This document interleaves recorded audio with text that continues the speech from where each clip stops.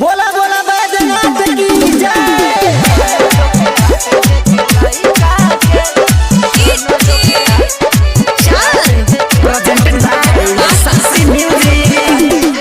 सुनो ये सखी होला देले बने लकी हम रेडी बनी चीनी दही खाके सुनो ये सखी होला देले बने लकी हम रेडी बनी चीनी दही खाके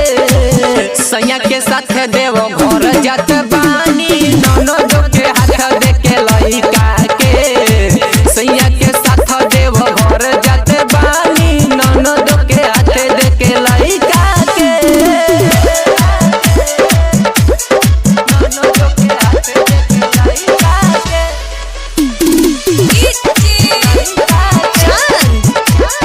बोला बोला बैजनाथ की जय। खुशी खुशी चली जाई बाबा दरबार में रुकब त रुकब हो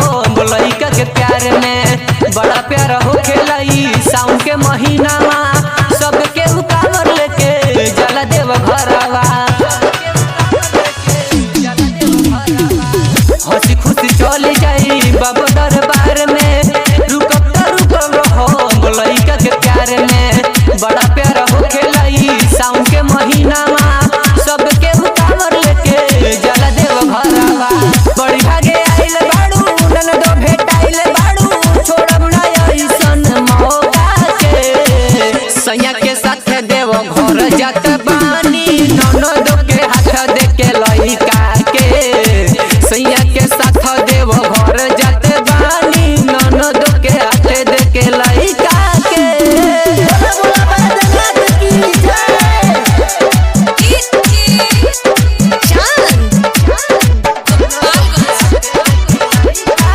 पहिला बेरी कामर लेके हम जाते बानी सामने समारी के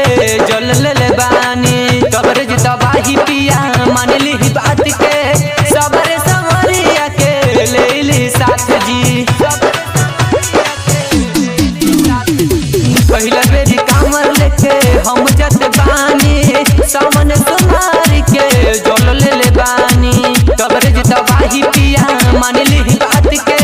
सबर समरिया के ले ली साथ जी आगे ले खड़ा होई बाबू मोर बड़ा होई चली जाई ममु दही काके सैया के साथ देव घर जात बानी ननद के हाथ देके लइका के सैया के साथ देव घर